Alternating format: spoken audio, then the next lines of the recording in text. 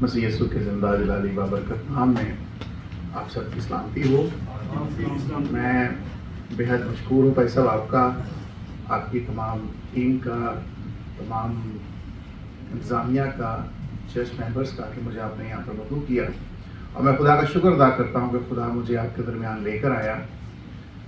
وہ کہ میرے یہاں پہ آنے کا جو ایک سبب ہے وہ یہ ہے کہ ایک پیس کانفرنس ہے جس میں یہاں پر آیا ہوں، اور آج ہمارے فارمر پرائم منسٹر شاہد خان عباسی صاحب بھی ہمیں جوائن کر رہے ہیں، تو کل سے یہ پیس کانفرنس شروع ہو رہی ہے، تو میں اگلے 3-4 دن یہاں پہ ہوں، لیکن یہ بہتر خدا کی مرضی تھی کہ میں آپ کے درمیان آؤں، کیونکہ میں سمجھتا ہوں کہ آپ سب کا جو دل ہے وہ اپنے لوگوں کے ساتھ رکھتا ہے۔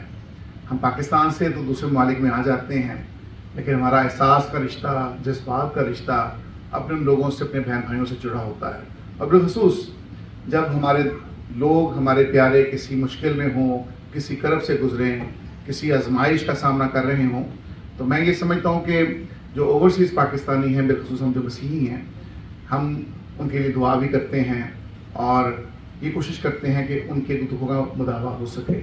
اس کا سب سے بڑا جو حل ہے اور سب سے اچھا جو سبب ہے وہ ہم دور رہ کے بھی دعا کے وسیلہ سے ان تک جو ہے اپنی سپورٹ بھیج سکتے ہیں۔ جو سب سے قریبی بات ہے، جیسے ابھی ہم کلام میں سے سیکھ رہے تھے کہ کون سب سے نزدیک ہے، اور وہ خدا یسوع مسیح ہے جو دل کے نزدیک ہے۔ تو میں سمجھتا ہوں کہ آپ کی دعائیں ان سب کے لیے بہت ضروری ہیں، جو مشکلات میں رہے ہیں، مشکلات کو جنہوں نے فیس کیا ہے، ہم ان کے بیچ میں رہ کے کوشش کرتے ہیں کہ ان کے لیے اسٹرگل کر سکیں۔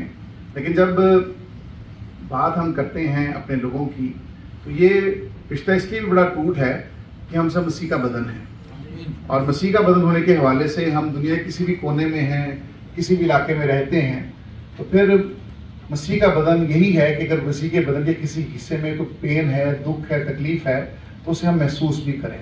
اس پین کو محسوس کرنا ہی مسیح کا بدن کہلاتا ہے، کیونکہ جب ہمارے جسم کے کسی آرگن میں درد ہے، تکلیف ہے یا مشکل میں ہے، تو ہمیں ساری رات نیند نہیں آتی، ہم کراہتے رہتے ہیں، تو لہٰذا ہم اس کا علاج کرتے ہیں۔ تو یہ ضروری بات ہے، ضروری امر ہے کہ ہم جہاں بھی ہیں، ہم وہ کہ پاکستان کے سب خیر خواہ ہیں، ہم نے ہمیشہ پاکستان کی سلامتی کی دعائیں کی ہیں۔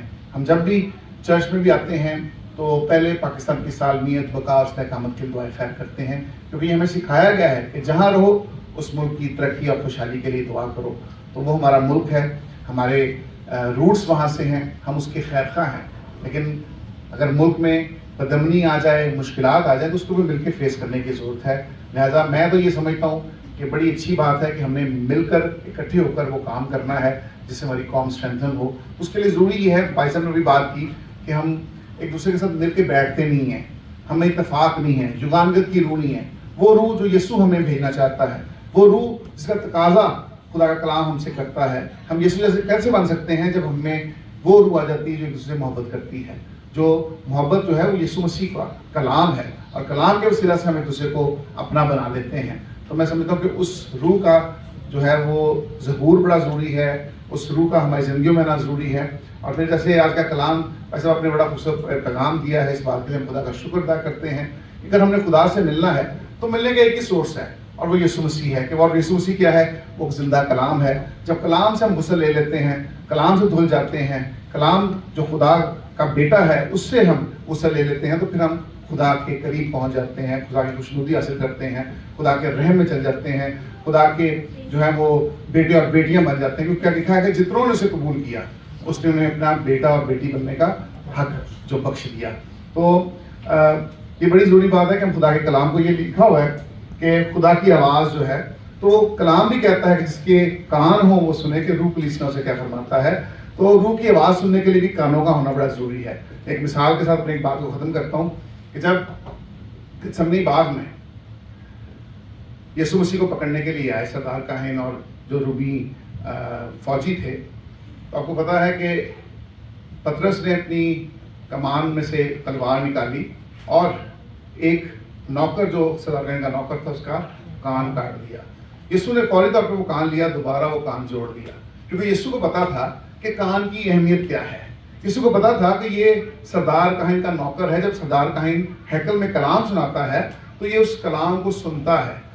اس کان کا ہونا ضروری ہے تاکہ خدا کا کلام اس کان کے ذریعے سے اس کی روح میں پروان چڑھ جائے، اس کی روح میں سیراب اختیار کرے, اس کی روح میں آگے بڑھتا چلا جائے, تو پھر خدا یسوع نے وہ کان جو تھا دوبارہ سے لگا دیا.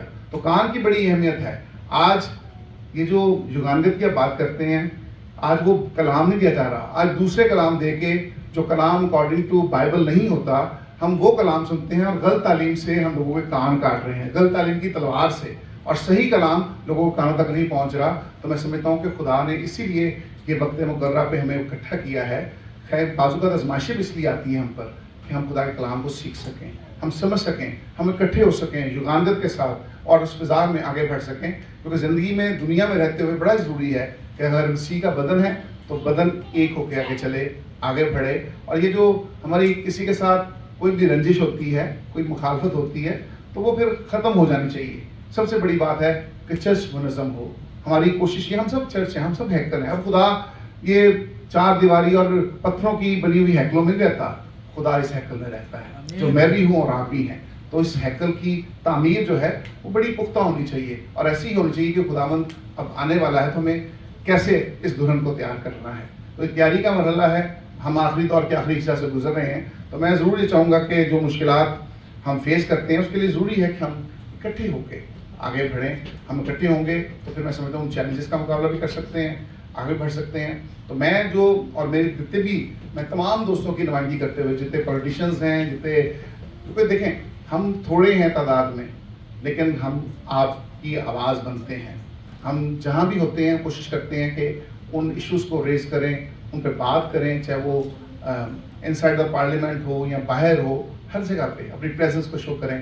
تو یہ سولیڈیرٹی اس لیے ضروری ہے کہ جب کوئی مظلوم ہوتا ہے, جس کے اوپر مشکلات کے پہاڑ ڈھائے جاتے ہیں, جب ان کے ساتھ آپ کھڑے ہوتے ہیں, ان کے سر پہ دست شفقت رکھتے ہیں, تو میں سمجھتا ہوں انہیں پتہ ہوتا ہے کہ میرے لیے آواز بننے والا ہے, کوئی میری اس مشکل میں میرے ساتھ کھڑا ہونے والا ہے. تو میں سمجھتا ہوں یہ بڑی ضروری بات ہے.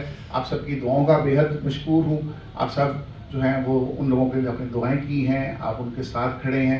تو یہ اسی طرح ہے, ہمیں بھی خدا توفیق دے کہ خدا نے جو توڑے, جو ذمہ داریاں ہمیں دی ہیں, ہم انہیں دبا کے نہ رکھیں بلکہ ان کا صحیح سے میں استعمال کریں تاکہ وہ توڑا 30, 60 اور 100 گنا پھل لے کر آئے. خدا آپ سب کو بلیس کرے. Thank you very much.